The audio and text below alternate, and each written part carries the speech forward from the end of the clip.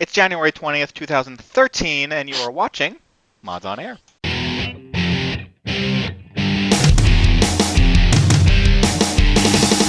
2 FPS, 3 RPGs, and 5 sim-type games. Yeah. I think you'd be able to come up with one here. I'm actually pulling this one hard. Ask all the people that need hacks to play Call of Duty. I could hear you groaning Oh, yeah. inwardly every time Sim's mentioned. You just cringing.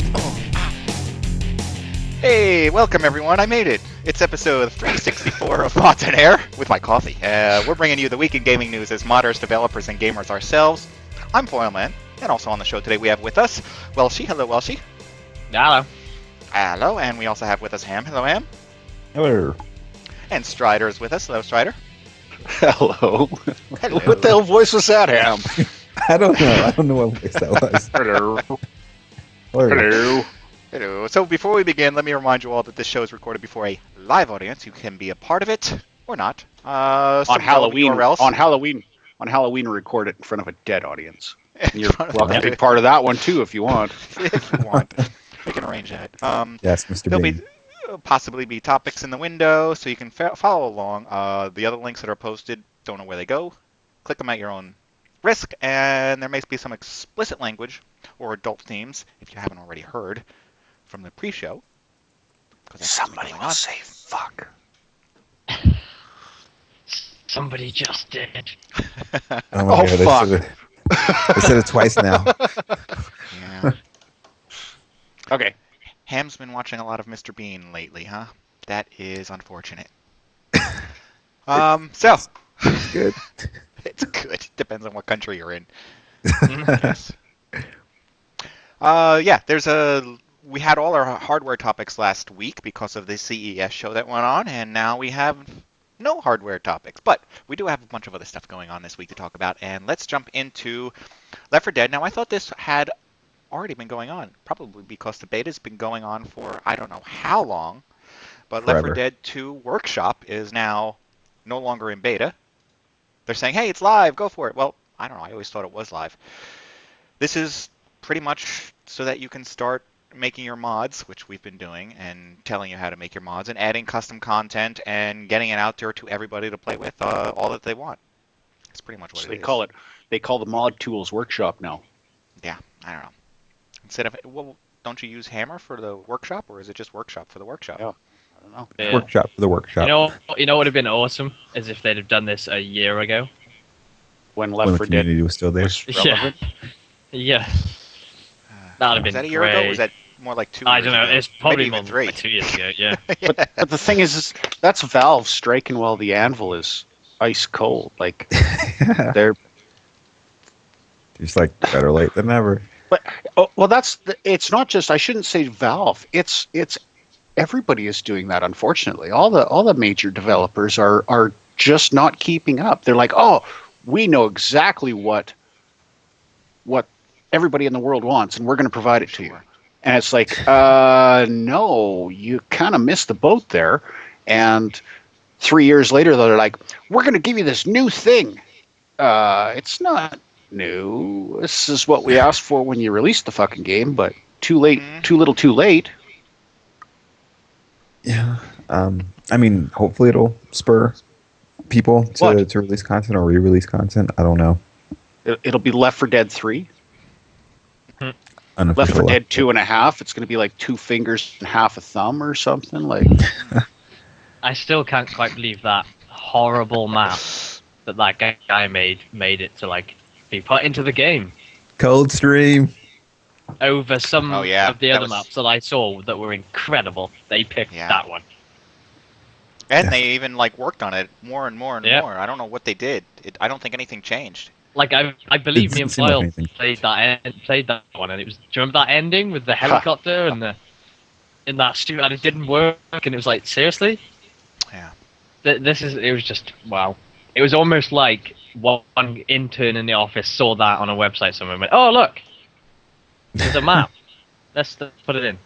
You know what's weird is that I know Valve, they work on Valve Time, but there was a blog post, I guess at this point, a while ago, and it mentioned that they were going to try to look into making campaigns that don't necessarily follow a storyline, sort of these one-off campaigns. And I don't feel like anything's ever come of that. Like, and that Isn't was that- directed from Valve. A one-off campaign that doesn't follow a storyline. It's just a map. Oh, a series of maps. That was what they said they were going to try to look into because they wanted to make the game fun, and they didn't want to necessarily be restricted by content or by storyline content. I see.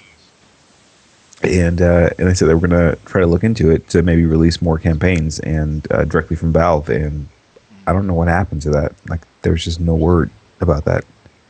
Because it's Valve. Yeah. It's very much like they just say things and then Like it would be great. It would have been a really cool move if they had sort of said, "All right, the workshop is live, and we've got a campaign that we made, and we want you to sort of download it via the workshop." But that's not the announcement. The announcement is just like, "Hey, you can download other people's maps now." Yeah. which you already could, but it's now out beta. Yeah, they used to do stuff that was exciting, and now it's late and unexciting. Left 4 Dead 2 was really late. They shouldn't have done it as late as they did. They lost the They seed. shouldn't. They shouldn't have done it. It should have never been Left 4 Dead 2. It should have just been, hey, here's some DLC. Yeah. Yeah, it should have been a patch or something. There was that nothing- game is a perfect example of what happens when you fire the original team. It's also a perfect example of corporate greed. Well, Because yeah, there was nothing Same that made that Left 4 Dead 2. All it was it was a $15 DLC. It was not a $60 standalone game. I to can't be call fair, that there greed was some yet. cool things. There was like Yeah. they had dynamic weather effects. That was about it. It seems like what they added. Yeah, like you said, it could have been DLC. It could have been. Yeah, I wouldn't necessarily call this corporate greed. I think they just put people on the team that were didn't necessarily belong on the team for Left 4 Dead 2, and then they had corporate saying, "You got to make this game and make it now. Go, good." Okay, it wasn't necessarily them turning around and saying, "Okay, we need to make Call of Duty 12 and just rehash the same thing." It was very similar to the same one, but there were also a lot of changes, and the kind of changes that you would expect from a new team working on a game.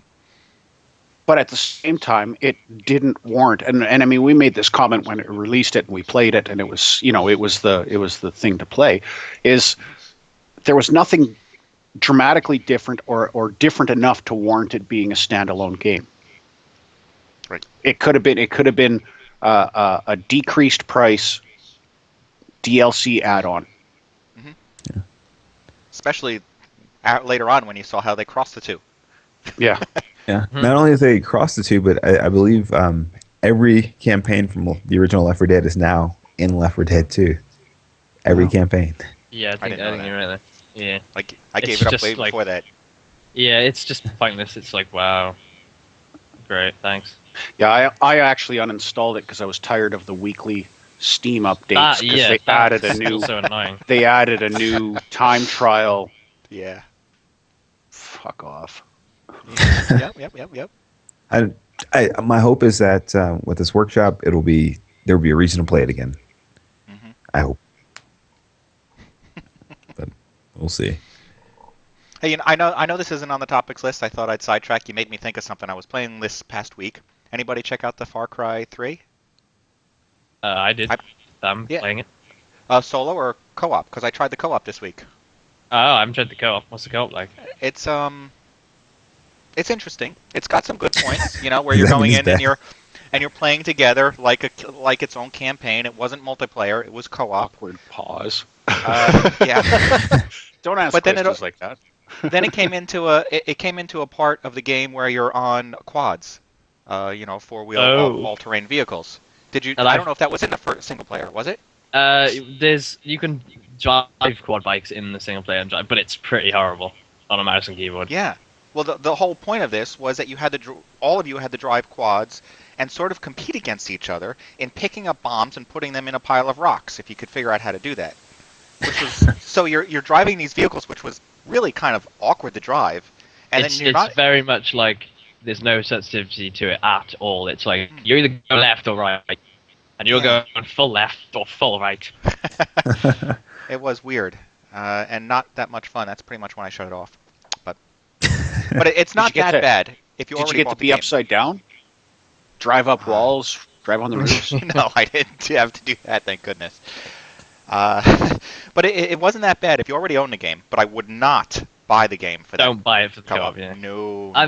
And I'm playing it through, and it's good enough to keep my attention, but it is kind of like that island is very bland.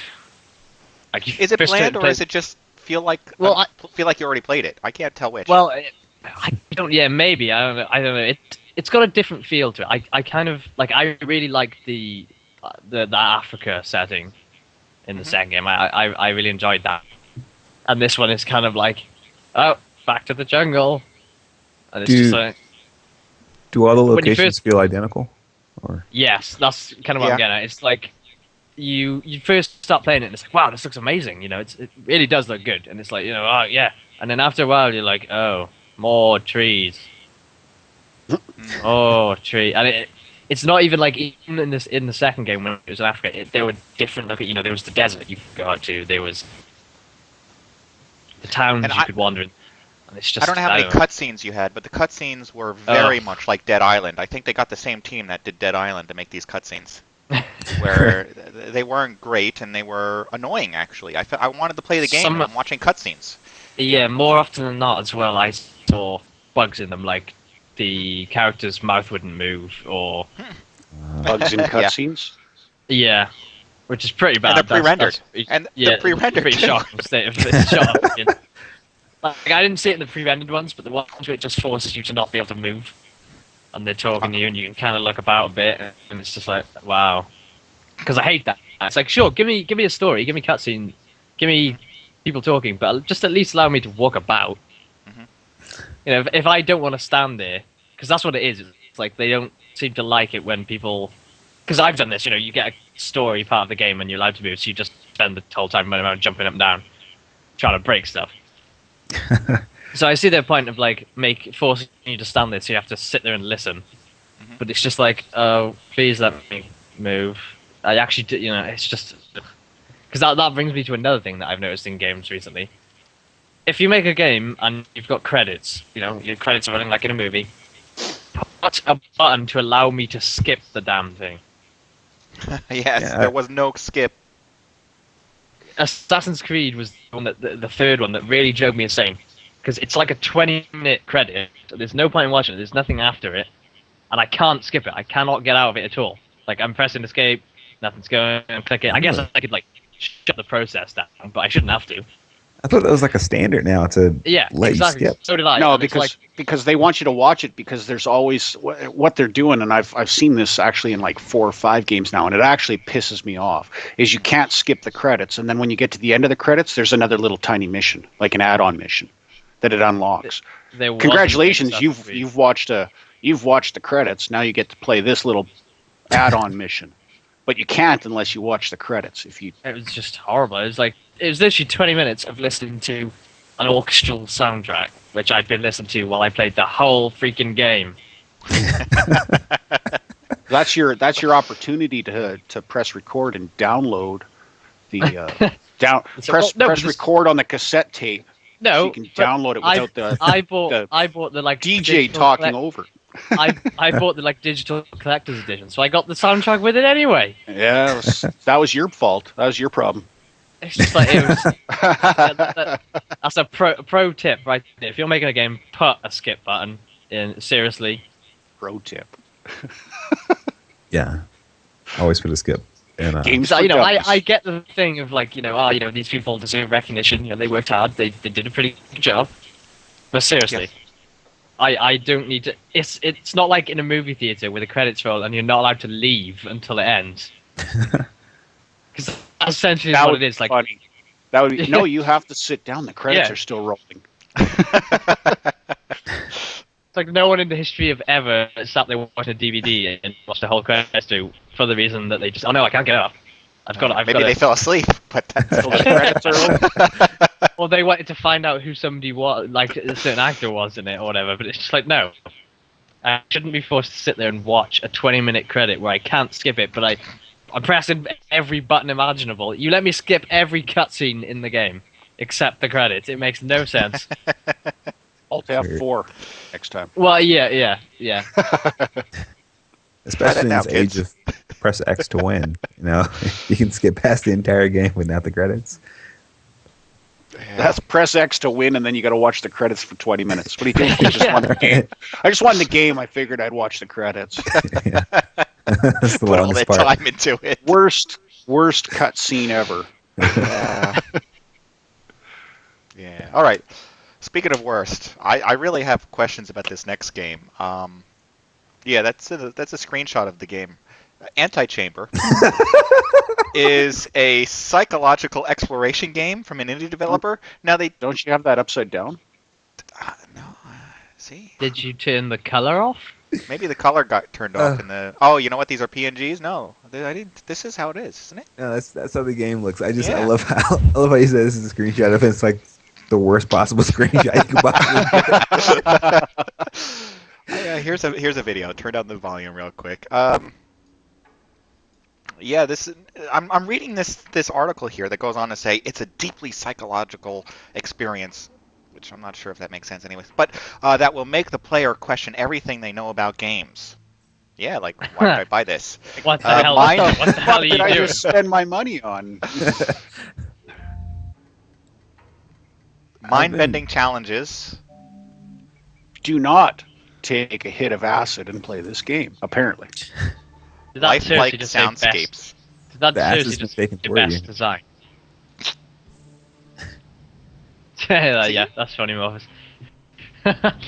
Make something unreal, winner.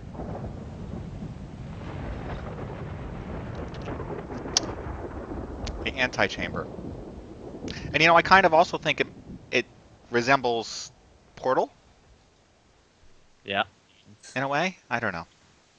It's I've been trying to follow this game with the bits of info I've seen here and there, and it's a game that kind of cheats based on what I've seen, because sort of it does these weird sorts of things where you'll look one way and then maybe you'll turn around, spin around, do a 180-degree turn, so you're facing directly behind you, and then when you turn back around, like the world's changed. So it's like they do these sort of weird switches where depending upon where you look, and then when you look back, something will change. And I from what I understand, based on what I've seen, some puzzles will depend upon you looking in one direction and looking back for certain stuff to change, and all sorts of just sort of weird. Retarded. If that's the word they use. Let's Yeah. make a game, a puzzle game, where unless you were the designer of this puzzle game, you don't know the solution. There's no logical solution. It's a matter of guessing patterns. That might be the trap it falls into. That's ridiculous. And part of the reason the whole visual sort of not having very much shading, the part of the reason it looks like that is because it's to toy with you visually. Mm-hmm. So some things may be flat, and then maybe you walk up to them and they're not. Or so it's sort of weird, almost forced perspective type thing to just sort of change how you might encounter certain environments. See, that would be funny in real life. Walk into a fucking wall. Boom. Yeah. Ha, ha, ha. Fall into a hole that looks like it's not a hole. Ha, ha, ha, ha. Our opinion might change when we get to play it a little bit, when Ham plays it first. Because he will. I'm interested. I just I've got Ham's this like a feeling. guinea pig. Give it to Ham. He'll play anything. He'll play anything. I've got Hey, this Ham, feeling he likes it. if I sort of fall into the hype train, I'm going to be very disappointed. So I'm trying to follow it just enough to be interested, but not to be excited about it. Yeah. Next week, January 31st, you'll find out. Oh, is it that soon? Ham's lethargic way of approaching games. Yeah, I want to be excited, but I'm trying not to, and so I'm not going to listen to anything anybody says. And I don't want to formulate any opinions, so I have to basically blindfold myself so that I don't see anything or hear anything about this game until it actually comes out. So I can give it a true opinion of how much it actually sucks and the degree of which it sucks too. And that goes for all games. And in the meantime, I don't want to hold them against the game that I am making, because if I compared the two, mine would obviously win because I'm biased. So I have a real razor-thin line I have to walk there. That's ham psychology right now. Well, I mean, you heard the quotes that Foyo just said, like psychological. I don't know. It'll change the way you think of a game and all that stuff. It's like, really, come on. Mm-hmm. It's not. It's not going to change anything. I mean, you may regret buying it. That may be real, but like, it's not going to change anything. It might be cool. Like, let's just leave it at that. That should be a quote. That should be sort of like what it says in the trailer. Like, this might be cool. This might possibly be the coolest thing that you play today. And it might suck ass beyond belief. But we're going to let you decide. Yeah. Yeah. Like, your money gives you a chance to find out. Why this is why Ham can't get a job in advertising. This might possibly be the coolest thing that doesn't suck out loud today that you're not going to regret buying until tomorrow. The honest ad man. No, it doesn't work. You might like this. Yeah, it's good.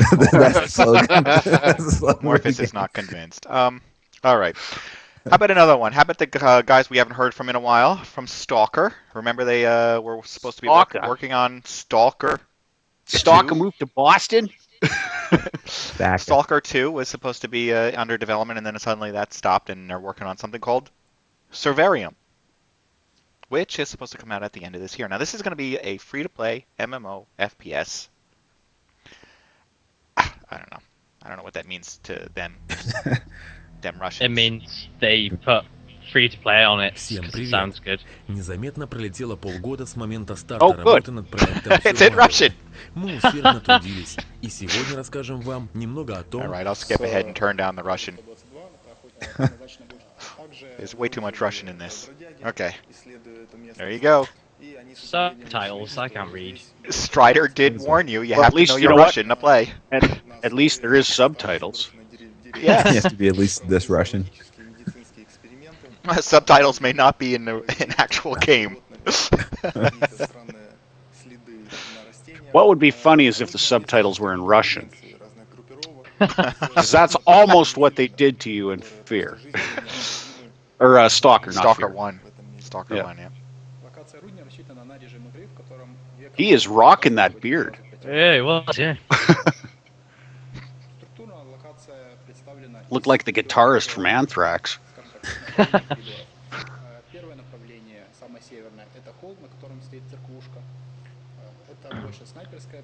Oh look, another derelict Russian church. Haven't seen one of those before.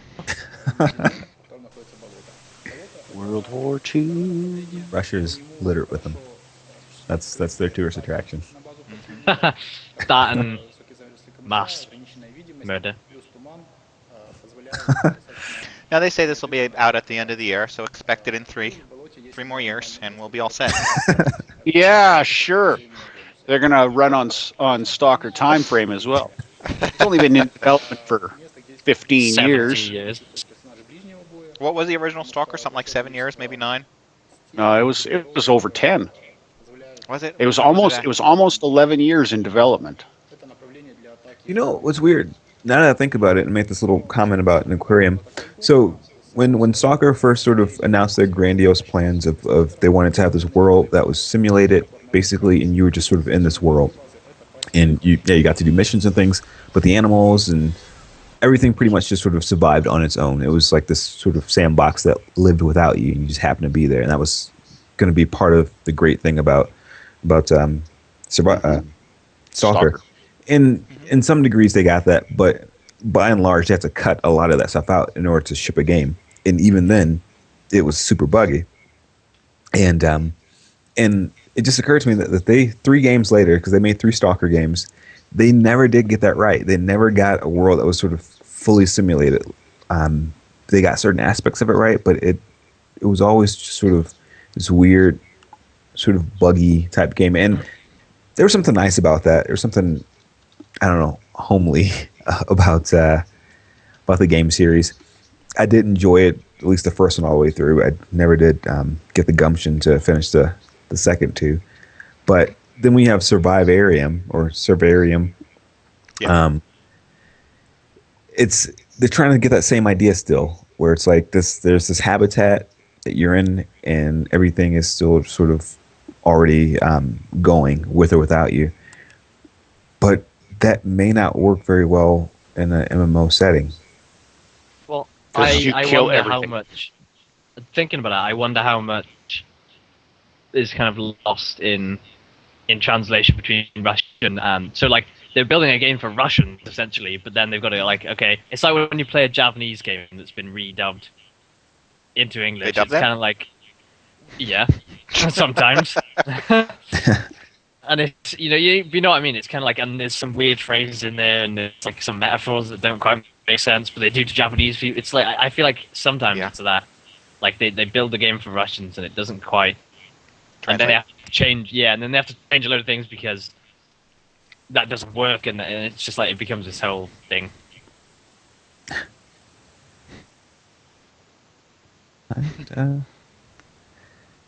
So if you build a world, the problem with that is the balance. If you build a world that's self-sustaining and you're just in it, if you overpopulate that world with human players and they just go around and kill off all the NPCs and all the bugs and the lizards, they can't repopulate.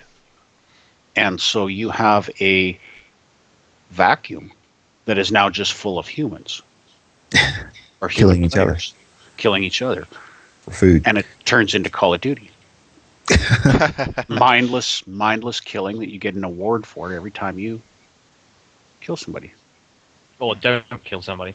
Or don't kill someone. Congratulations, you get the Peacemaker Award. Achievement unlocked. You've been idle for 5 minutes. Yeah. Happy Camper, Marshmallow Roaster Achievement. Yeah. That would be the funniest thing. You turn on a game, and as soon as it boots up, achievement unlocked. Sucker. And the credits roll. Waste of money achievement. Waste of money, yeah. All right, another game that's supposed to be coming up, but beta is supposed to be hitting the end of this month as well. If you do sign up for the beta, that is SimCity. Now, I've noticed a lot of people that are actually interested in this. They are not interested in The Sims, but this is not The Sims. This is SimCity, where you're building cities and maintaining and doing all that kind of stuff that you'd expect the city to have. And this is a whole new version. Now, is this? I can't remember if this is supposed to be like an online version or not. I feel like it is. Like, I know that there's a lot of cooperative play where you can invite friends to be neighboring cities and to run things for you, and so that you can actually have your friends playing on your city in some way or another. But I don't think it's online. I've got is a couple. Farmville? Well, I don't know. I've got a couple of people that like the Sims, like the SimCity and the Civilization style of games, and this SimCity apparently is just supposed to be fantastic leaps and bounds beyond what the last one was. What was the last one? It's 2001. 1? Was it SimCity 2001 or something like that? No, it was like maybe 2004, right? It was some dated game like that, but it was a while ago, and it's funny because some of them play it. They like working on different infrastructures. Some of them like building this massive city and then being like the finger of God and just like, all right, let's fuck the whole place up, and they'll like soak it with natural disasters. And part of the reason I don't like these sim type games, including SimCity, even though what I've seen looks sort of fantastic visually, is that what's the win condition? How do I win? You don't, what? and that's the thing. It's an endless thing. I mean, you No, can no, set there's- you can set campaigns. I played SimCity a long time ago, and you can set you can play certain conditions where you have to get your economy to be X, you have to get your population to be X, and if you mismanage your city and your resources, you end up with epidemics because you don't have enough hospitals or you don't have enough fire departments or enough transportation, and you can end up with a city that doesn't work, like Calgary, for example. We'll just say I'm Calgary. not allowed to. I'm not allowed to play these types of games since the ass kicking I gave Foyle that time. With what was that? That was Empires? I can't remember what that was, but it's just He's The like 10 at cent one game? Yeah, he was like at one section of the map. And he's like, "All right, I'm gonna attack Welshy," and I was like, "Yeah, all right." And then he comes down, and I've got like Oh, yeah. 14 armies. Like, I'm throwing rocks and he's got laser beams or something like that. I was actually, it was pretty funny. And he was like splitting up his forces and attacking me like here and then there, and I was like, Yeah. all right, let me just get my third reserve army from down here, and they can go play with their hills. Yeah, I think that was Empires or something. Age of Empires. It was something we got pretty cheap. Yeah, I remember that. 10 cents on the from Microsoft. They had some sort of Wow. sale for 10 cents. I was like, can't pass that up. I'd imagine the credit card sort of transaction bit would cost them more than Costs that. more, I know. Probably, yeah. Ah. Well, that's Microsoft. They're always trying to get you interested in something new, and then they drop it, or maybe because nobody really gives a damn. But look at the Skype. Actually, this has me really pretty worried what's going on with Skype right now. Now they're saying that Microsoft bought Skype. A lot of people use Skype. I use Skype for both business as well as for personal. We're using Skype right now for this conversation. Yeah. So on one hand, it's kind of nice to know that a big company is going to be integrating Skype into more stuff so that we know that everybody has Skype and there's not a question of it being used. But then what if it gets implemented too far?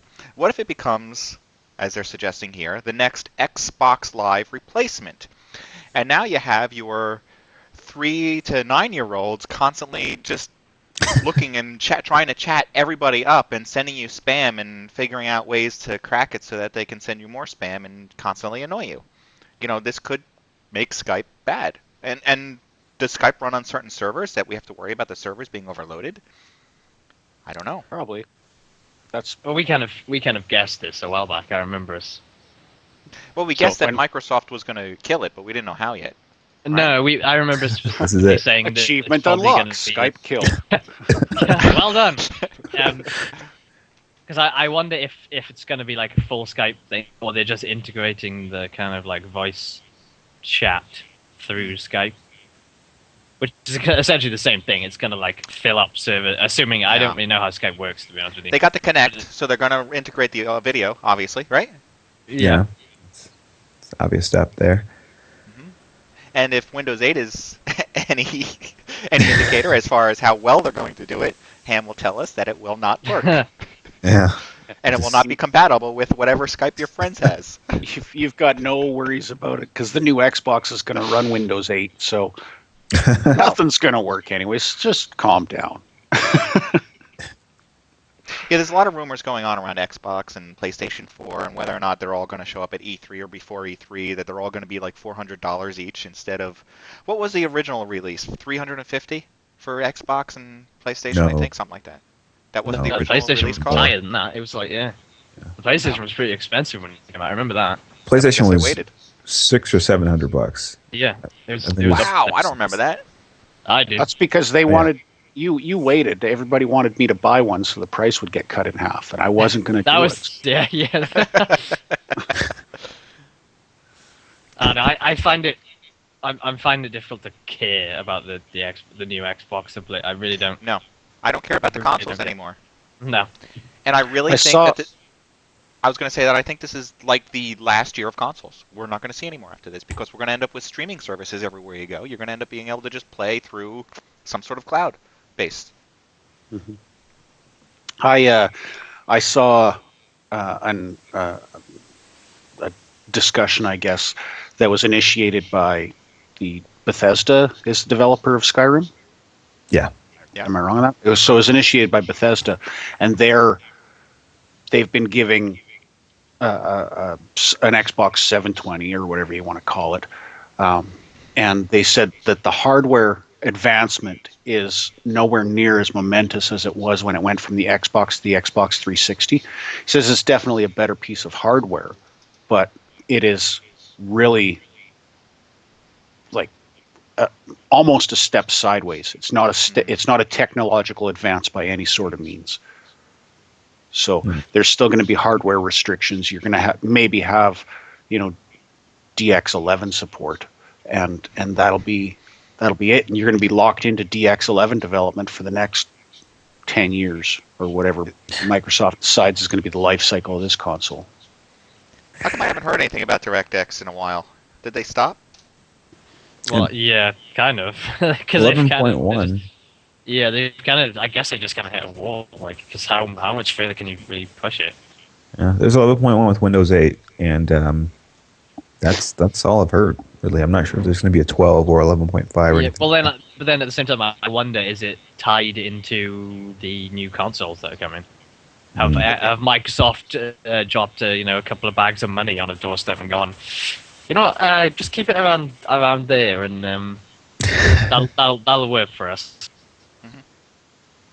I mean, that Microsoft would never do anything like that. No. I withdraw all those comments. I even never thought that. Please don't sue. You can't sue us. We don't have any money. I don't have a lawyer. You can't sue me now. Well, I guess I guess I'm wrong in saying nothing's coming, because looking at the release dates, we have 11.1 was in August of last year. 11 was in February of the year before that. So it is like a year or more for each release. Yeah, but I mean, we haven't heard anything though. When Vista was being released, part of the big thing was I think was DirectX 10. Yeah, that was part of the push for people who played and that went far, didn't it? Really, a lot of people stuck with DirectX 9 because they had no no reason choice to go to 10. Yeah, They didn't have a choice, did they? Like, Well, the only no. way to go to 10 was to upgrade to something, and most people To weren't Vista, ready. which had a reputation of sucking out loud. yeah. And then everyone upgraded in Windows 7, not because they wanted to, but because it came with Windows 7. Right. So it was a forced upgrade. Yeah, and I mean, I don't know who's going to use the 11.1 feature set, because you have to have Windows 8, and I think some things are going to be backported to Windows 7, but not everything, if I'm understanding correctly. Microsoft was adamant that they were not going to be putting 11.1 on anything except Windows 8. So it's but when you turn around and you look at what was it, maybe 4 or 5 months ago, when the Valve did all their testing and OpenGL was faster than DirectX. What is the purpose of having DirectX if OpenGL is faster and better? I think isn't DX just a bit more widespread? But is that because it's being forced upon everybody, or Probably so. as a developer, I think it's easier to perform, or to perform, wrong word, to program OpenGL. It's more universal. Whereas Yeah, I should. DirectX That was a stupid statement. That DX is more widespread. It's dumb of me to say. OpenGL is open. Anybody can sort of implement it. But I should say, isn't DirectX just sort of more supported by a larger group of developers? Like it's just got lots of support amongst developers. I think what the biggest factor there is that the console sports DirectX, but not OpenGL. So your Xbox 360 or your Xbox, which in reality, the Xbox 360 is the target market for probably 90% of the game developers. Sony gets thrown in as an afterthought, and unfortunately, PC gets thrown in as an afterthought. And the line between developing for Xbox 360 and developing for PC is somewhat blurred. It's easy to cross over. Going to PlayStation's is not quite as easy. But DirectX is what the rendering is on an Xbox 360, whereas on a PC you have that option of going to OpenGL. So you have a game, you have a captive game developing audience almost, where you have to develop for your target audience, which they're in it to make money, so they're going to do it on the consoles. I think with the death of the consoles, we might see a reversal of that, especially if it starts going to cloud-based, because now you're going to go with whatever's easiest. Right. And whatever's more universal. Well, OpenGL is going to be universal if it's cloud-based. The thing that bugs me about DirectX is the fact that there's like 200 different versions. And depending on which game you're installing, there's like I swear I've seen a different one for every game I've ever installed. That's because each one comes with a different set of libraries, and you have to. And they're not actually upgrading DirectX; they're upgrading all your libraries. Yeah. It's like a better use of their time right now would be to actually just, you know what, let's universalize it all. Let's get it into Stryder where you just download one thing and it has all the libraries in it, and you're good to go, and you don't need to install DirectX 15 times. and that's the problem. If anybody ever notices when you're installing a Steam game or installing any game, it says, installing DirectX. You've already got DirectX, but exactly. Yeah. It can't just say, all right, I'm gonna update this one library. No. We're gonna update everything. And if you've got something that's newer, we're just gonna forget about updating that. But we're not gonna take that chance, and we're gonna go through everything file by file by file by file. Yeah. And that's just it. You got no universality. Is that a word? Universality? It is now. Yeah. It is now. Add that to your dictionaries. Spell check that one. It's going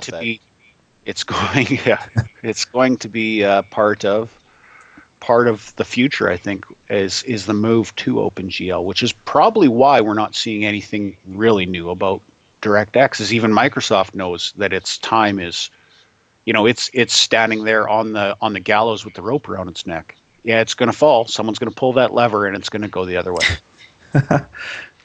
They'll spin that name again in the media at some point. Probably Skype when the next DirectX. Xbox is being released. Or, maybe they'll announce it was the next Skype. I don't know.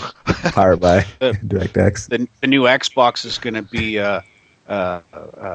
DirectX box live. Oh, there you go. DirectX. DirectX.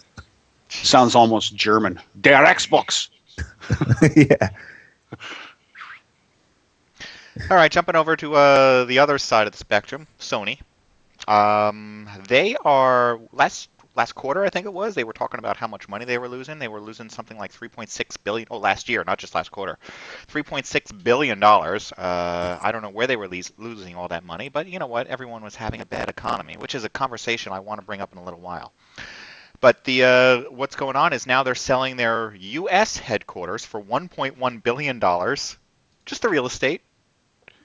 That's a lot of money for a piece of property. That's right. I know. That's what I'm thinking. Yeah, so they're selling that off, and based on this sale, they're going to end up with $770 million extra cash, which will probably go to the. So that tells you what Fat the cats. property value is actually. If they're going to end up with $700 million extra, the property value is only $400 million. Billion. $400 million For $1.1 billion. Yeah. So. Oh yeah. 400 right. million Gotcha, 400 is is what. 1.1. Especially if they're pocketing 700. So. Mm-hmm. I'm not a real estate tycoon. I don't know the ins and outs and the details of the market, but I find it hard pressed to justify a $1.1 billion price tag on a piece of real estate. Like that's insane. I mean, I hope their fabrication facilities come with it, and I mean, I just hope you get a lot of stuff with it because Comes with cable. Where that comes with cable. Where is it in the U.S.? I think Do it's we know New that? York. I think it's in New York. Like Other in than that, I'm not Manhattan really or sure. something? Sony. Let's see, 37-story building maybe in New York. I think that's what we're talking about. Is it 550 Madison? Is that the address in New York? It's on Or Madison Ave. Space? We continue to look at a number of spaces in Manhattan that they're trying to move over to. So you know what that tells me is they ran out of money and they need a smaller building. Oh yeah, they ran out of money. Absolutely. It was all But those that's- Sony Discmans. But you see, and it's from all those ridiculous hacking attempts that were successful over and over and over and over. And from what I gather, it's still costing Sony money to manufacture PlayStations. Really? No. Yeah, it was. The Blu-ray player in the PlayStation is the most expensive piece of equipment in it. It actually costs them money to produce them. The reason they do it is because they own Blu-ray. So what's the easiest way to get Blu-ray in people's homes is put it in a console. Yeah. So yeah. So let's all put Sony out of business. Everyone go out and buy a PlayStation. Yeah, seriously. I don't know if it still is. It definitely was. It was costing them about like say $50 a unit or something like that. Yeah, I don't know. That well, this here it says Sony reported record losses of 457 billion yen or 3.1 billion pounds last year. Or I see 3.6 billion, but okay, same idea. It's close enough. We're split hairs at that point. Yeah, I don't know where all these losses are coming from, but you know there was a bad economy recently that was specifically hitting the U.S. and I think also radiated out from that point on. Recently, like for the last 3 years. Recently, yeah, recently, of course, yes. And I'm wondering if that is just now starting to seriously spill over into the gaming industry, because it was the gaming industry held out for a little while, as in, when everybody else was losing jobs, the gaming industry was still selling games, which kind of makes sense. People are looking for an escape. They go to the movies. They go and play games. They do something. They can't really afford much, but you know what they're going to do? They're going to sit at home and they're going to do something like play a game. So I think that was my idea of why the games were working. But now they're starting not to work, and they're talking about how the economy is coming back and how people are starting to lose jobs. I don't know if this is related, this whole Sony thing. But now we also have, I have THQ thrown in there at this point. Okay, so yeah, I just didn't renumber it. So then we have THQ, who says that that has actually gone bankrupt, which I don't even think is a U.S. company, but still, it's a whole gaming industry that we're talking about here. And now they're selling off their assets, and when I say selling off their assets, they're selling off their games, because THQ is built on the idea of, oh, you want us to publish your game? Well, then give us the rights, the complete and total rights to your game, and then we'll do whatever we want with it. Oh, sorry, we went bankrupt. Yeah, well, your game is not yours, so sucks to be you. And then we have THQ doing that. Then we have Codemasters going off saying that they are cutting a whole bunch of jobs. But then again, I think Codemaster does this all the time. But the Codemasters you think isn't that big, but it's big enough to put a lot of people out into the streets and start having to run around and look for jobs. Then we have this other one. We have Wildman, which is a Kickstarter-based game that I think it's built on people who actually were in the industry, gas-powered games, and they had made other games in the past, and now they're all of a sudden doing all these layoffs. They're trying to sell a game based on Kickstarter, and they're like, we can't afford all these people. We got to try and get the Kickstarter going. Let's lay everybody off. If the Kickstarter works, we'll pick them all up again. If they don't have jobs by then, well, you know what? They probably won't, because it looks like every game developer is going to be out there on the streets looking for a job in a minute, which might actually be a good thing, because maybe next year we're going to have all these new and interesting games, the thing that we keep complaining about. Where's this innovative type of development process that's going on? We haven't seen it. We keep seeing the same game come out. It's like, I said this probably about a year ago, it's kind of like we need to go backwards, essentially. We need to kind of have it break down and just be like, you know what, this is these huge companies like EA and some other ones that we won't mention have essentially running the industry into the ground by just going, yes, more money, please, more money. Yeah, here's the same thing. Can we have some more money now? And I think we need some sort of like almost revolution, just kind of like let it fall apart so that these, it can go back to the way it was 10, 15 years ago, where you got these little studios working building on stuff, games just out of purely. passion. Yeah, exactly. rather than like, yeah, we can make loads of money off this. I mean, it still seems to be the way for the smaller developers. Some of them, at least on the face, appear to be passionate about it. And while they, of course, they want to eat, they also just want to make something that's cool. They want to make that game they've always wanted to see that no one else has made thus far. So it's like, let's do it. Let's give people what we want and hopefully what they want too. And I think we're starting to see that, but it's still, the industry is still being dominated by these giants that are seem to be falling over now. Yeah. EA Activision, yeah. Who are like, hey, you know what? You don't want that. You don't want that. You want another Call of Duty, don't you? Yep. Well, I don't blame them. The Call of Duty is still selling, so that is a money grab, but that's what they're there for. The other side to that coin is that we're ending up with all these little game studios developing indie games that are good, but they're not great. Like they're not AAA quality titles. It's a game you've played, but they added a new weapon, kind of thing. And exactly. But the problem with that is it's further fragmenting. And that's the problem where with the comment that you made is we're not going to see a resurgence of mod tools. We're just because you're just going to become a studio and develop your own game. What's going to happen there is you have all these. I don't want to say B grade games, but we'll say B grade games because they're not the AAA titles. True. You're going to end up with this so much fragmentation, and you're not going to end up with any quality or high caliber games because your resources as a B developer can only be what you can afford to put in them. So unless you're going to soak a bunch of money in behind that, which means you have to be able to be in one of the big publishers under their protection or under their wing, but then they have all the control and they're not interested in developing a good game that's going to knock people off. They want something that's going to be that flash in the pan, get that sale, that's going to create a legacy and make them want to pay more. Why give them a 12-hour campaign or a 15-hour campaign when we can give them a 4-hour campaign and then charge them $20 for another 2 hours? In a third of the time. Yeah. Mm-hmm. So we're not getting complete games anymore because DLC and that DLC model has taken over releasing a complete game. Why give you a complete game when we know that you're just going to fucking pay for another 5 maps? You're going to pay another $20 for another 5 maps, and it's no longer an entertainment industry. They've taken all of the entertainment out of the entertainment industry and turned it completely into I don't know what to call it. It's just it's 100% corporate profit.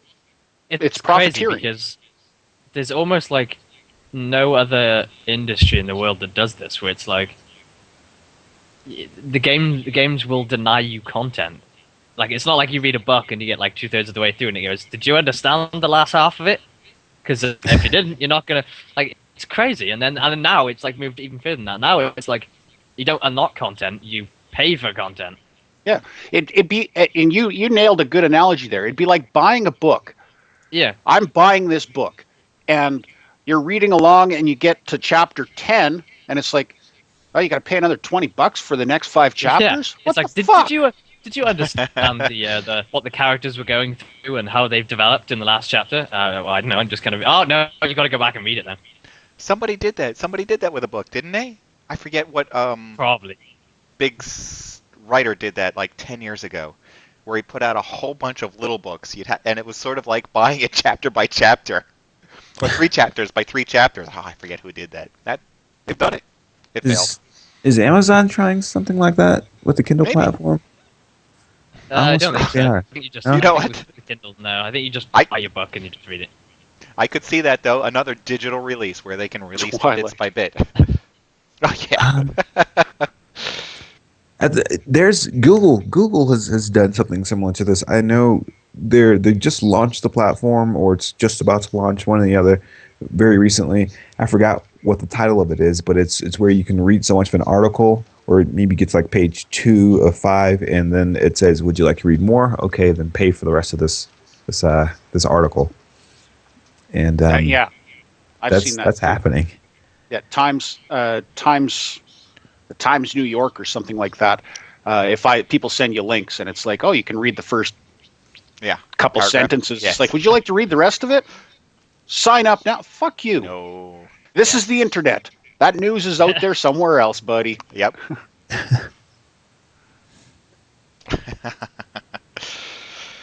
Well, then this all leads, to a whole bunch of studios being shut down and people selling their bloody socks. Huh.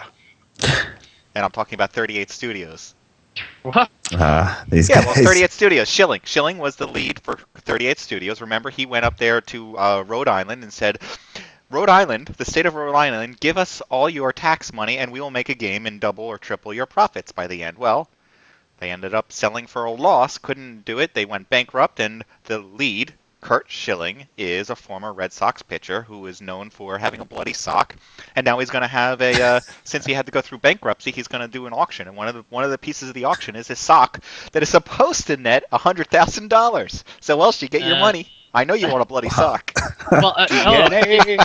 isn't it some sort of like anti-biohazard laws? Yeah, I was just thinking that. It's Prohibit like a you from biohazard. selling bloody socks or bloody anything for that matter. You would think. I don't know. Like, But is there when it not some sort of like CDC official going, yeah, you can't do that? Not when it comes to celebrities. Apparently not. Yeah. Uh, Jesus Christ. Kingdoms of Alamore. Oh my god. We can clone him from the DNA and then send him out to con other. An army of con men.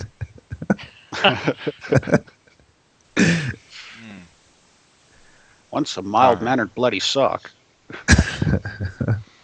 Well, someone else who probably has a lot of bloody socks in their luggage right now. The devs from Arma 3 are finally out of jail. Not for real out of jail, just out on bail out of jail. But still, they actually got from behind the bars. They let them return home. That's pretty much. That's big. You're free. Yeah, but once you're in your home country can just go, no, oh, we need him back because we want to put him in jail. No. They face charges of up to 20 years in jail, which is awful. We're All taking for what? photographs. For taking photos of military things or of airports or something. They took pictures. It's because they took a in Greece. picture that my understanding is that thousands of people take this same picture. Oh. And it's a picture of the airport, but if you take it from a certain angle as you're driving down the road, you can get the military hangar. That is my understanding of what it is. So there's thousands and thousands of people that have traveled to Greece have taken this picture, apparently. Here's the problem for me is if there's something that's so sensitive that if you take a picture, we can put you in jail for 20 years. Why is it out in the open? Why can I photograph it? It's because it's Greece. Yes. They have this history of just being utter lunatics when it comes to like.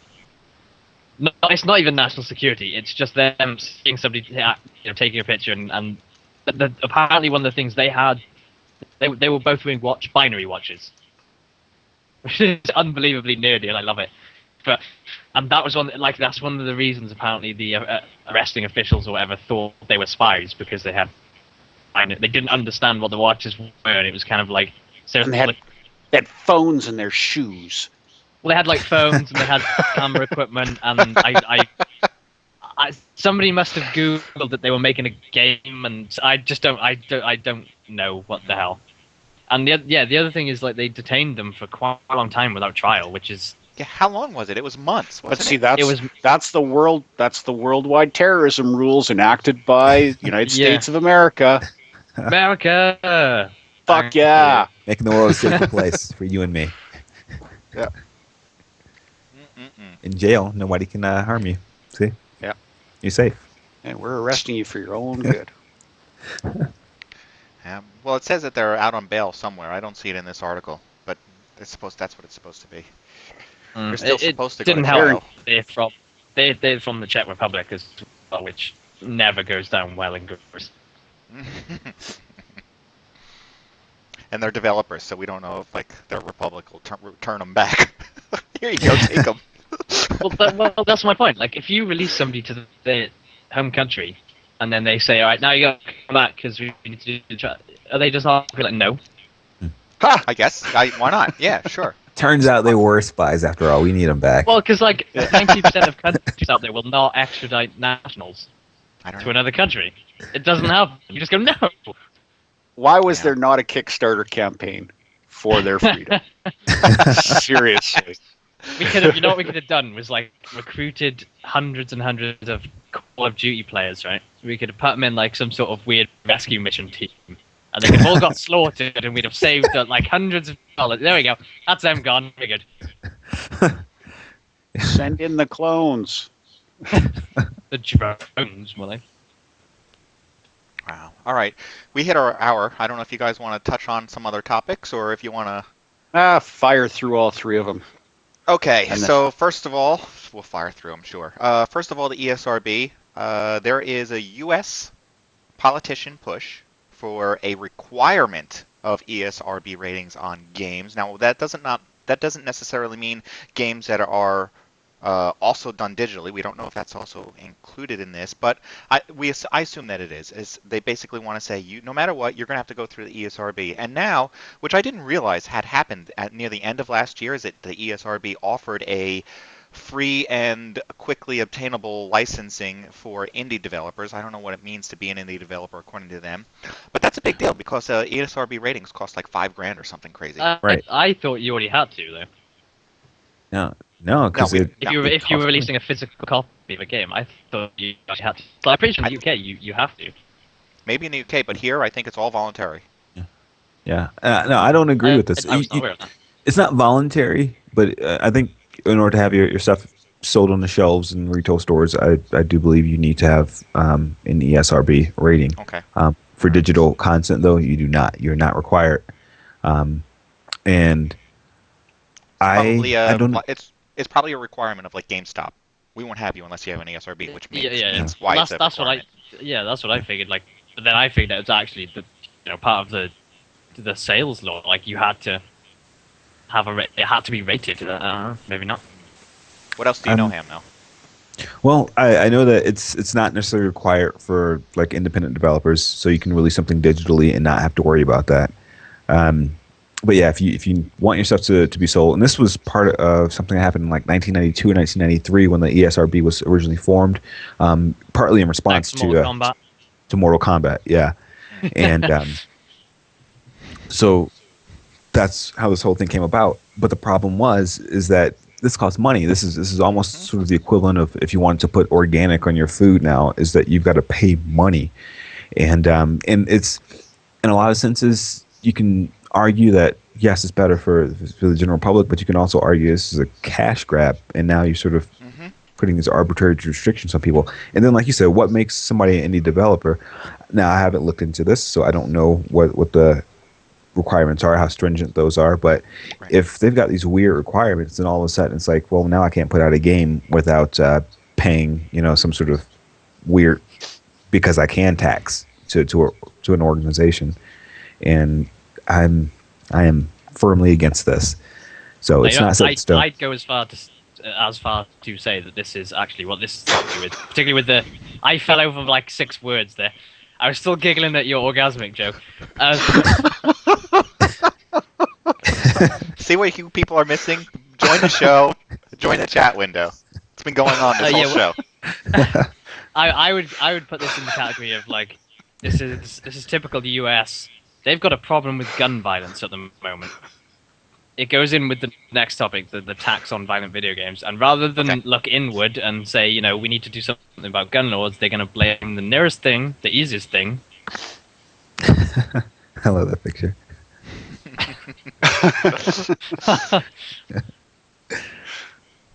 Yeah, it's a representative. A Republican representative in Missouri wants to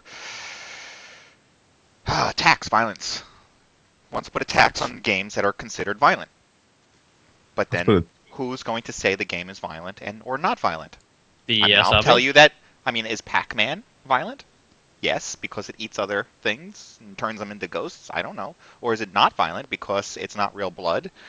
So we're gonna have to make the blood green, just like they did in Star Trek, or what is going to be these kind of determinations? Put a I don't tax on like violent music, and violent films, and violent books. violent music. Violent books. Some of the most violent books out there are classic literary pieces. What are you going to do? Yeah. Yeah. If All of a by sudden, that logic, you have to, like, all of a sudden, the censorship. What is the right to free speech and freedom of press? Which one is that? On your the Charter of Freedoms or whatever it's called down there. The I don't. freedom of speech. Yeah. I believe that's the First Amendment. I think so. That That's trumps your number 2. So, like freedom of speech is way ahead of right to bear arms. Like, that's what this is all about. This is all about violence and guns, and it's all blaming the violence of and guns on video games. On media, and in this No, case, all it amendments happens are to be. not equal. All amendments are not equal. If you're number 1, you're number 1. Number 2 steps in after number 1. I don't want to step in either.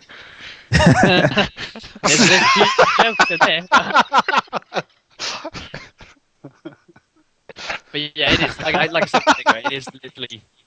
It's literally, we've got a problem with gun violence, but rather than it's typical American politics. It's everyone politics actually. But it's rather than kind of like sit down and figure out we need to do something about this. Let's just blame something else. And that's what's going on right now. They introduced tougher gun laws and legislations to try and get a handle on it, and everybody's screaming that they're stepping on their rights. You know what? They're not stepping on your rights. By you not accepting the change that the 70% of the populace wants, you 30% are stepping on their rights. So I don't want to get into the gun debate. Yeah. It's too political. It is retardedly political. More guns don't stop guns. No. That's like saying, hey, that building's on fire. Let's light it on fire. It'll go out. Let's use more fire, yeah. You know what? Eventually it will, because everybody will be dead. But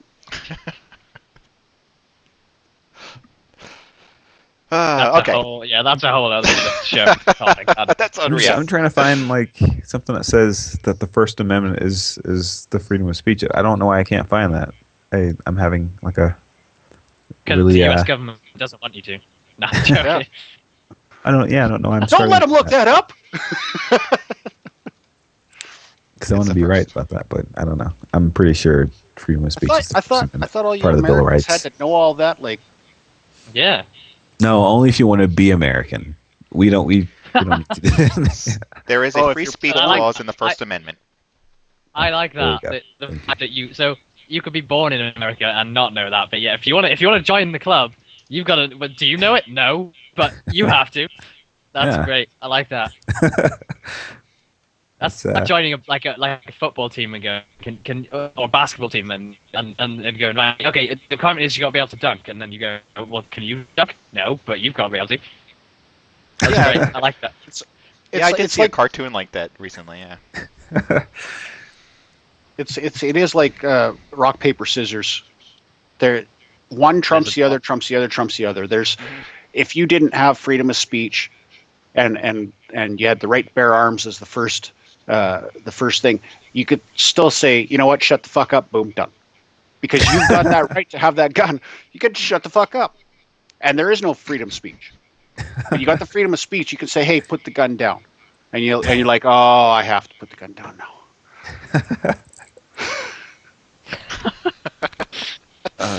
This overly simplistic view of the United States is brought to you by Sesame Street. And yeah. The letter of the week is T for terrorist. And one more coming up from Star Wars: The Old Republic. For those of you who haven't been playing in a while, there is now an entire planet that's set up for those who enjoy the same sex. Fabulous! And I don't have a problem with this idea. What I have a problem with is the idea that let's segregate them all. I put them all over here so that if you want to find them, this is where they are. That's what I have a problem with. They also make it so that you have to be you have to pay the fee to get in there. So it's like pay to be gay. Pay to be gay. If you want to have some weird. It's you know what? It's I don't know almost what like you're gonna do. they've created a hedonism planet. Like I just don't even understand. Like, what's the point? Because Yes, I don't know. like, Because you unless can be virtually gay. like unless the Old Republic is like partly a dating sim, then like Well, it's an MMO, so yes. oh yeah, Yeah. that's all right. Good enough. It Fair is. enough. But it's just For like quite a large population. why do you Oh need to my make a god, separate planet? a hot MMO girl. Yeah, you realize that's a dude, right? Yeah. Everybody, like 90% of the people that play MMOs as a female character are guys. Yeah. Because realistically, they don't want to stand there looking at the back end of No. a guy while they're playing this game for 400 hours. They're going to look at the back end of a girl. I agree. Come up, yeah. Oh dear. Oh god. There are jokes and We They got have it. now. The fact that you had to Yeah. clarify it said Yeah. something else. I am done. I'm writing sketches in my head as we speak. It's not good. All right. Do you have anything else you want to bring up? Because that's our list of topics for the week. Nope. I'm expecting ham. No? No ham? Well, I've Now that you mention one it. thing. Yeah. There's always a hamination at the end. Just one thing. There's this game Tryon Worlds is working on an MMO called Defiance, and it is set to sort of premiere alongside of a TV show that's going to be on the Sci-Fi Channel. I don't know if it's called something else in different countries, but Defiance Sci-Fi TV series. Yeah. And I think I mentioned this briefly last week, that like a stress test, or they were going to do a stress test or something. This weekend they're doing a closed beta, and I got to actually sort of play this Did for a you lengthy play it period of during time. the stress test? I heard you grumping about the stress test. Yeah, there was a lot of disconnects and things like that, and I got like sort of out of the tutorial bit, which I think they're still working on. That was pretty much most of the stress test. I got out of the tutorial area and then disconnected enough where I didn't want to play it. But the disconnects were a lot less when I played it on Friday and Saturday. Mm-hmm. And it is a third-person shooter. It's very actiony.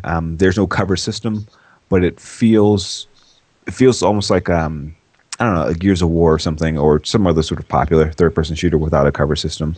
Not Gears of War.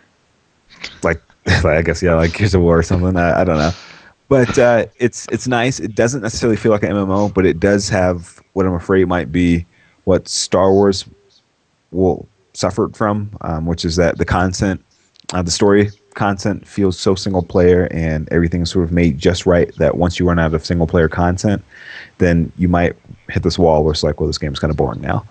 I played the beta I played through all the beta content within, I don't know, half a day.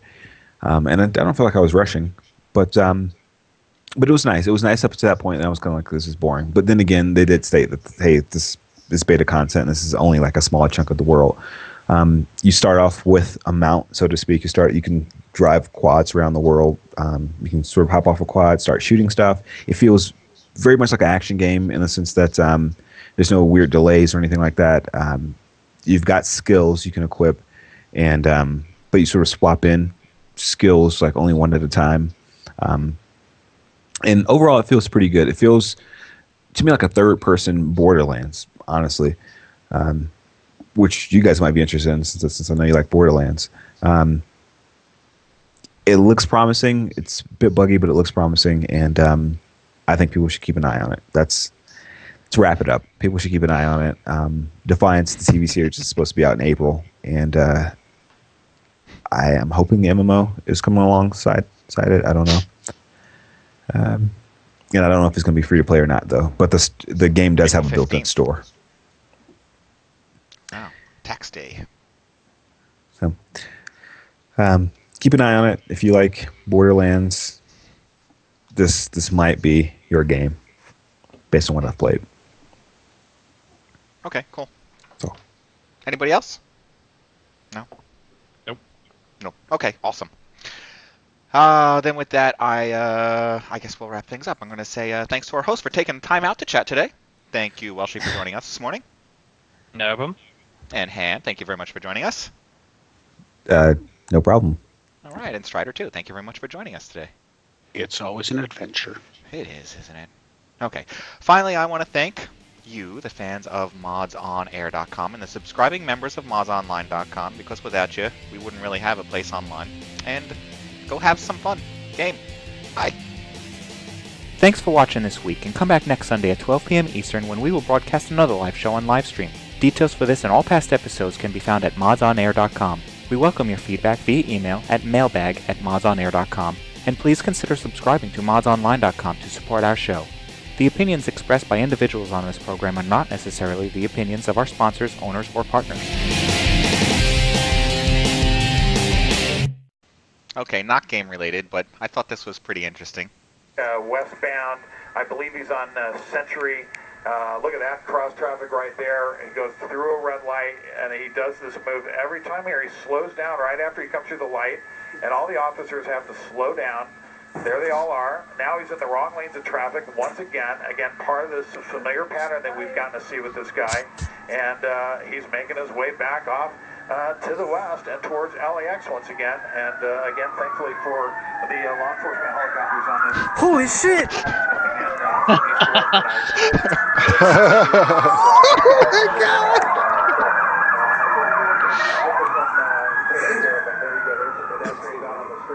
That's kind of this new thing that we're really seeing. That's pretty surreal, huh? Wow.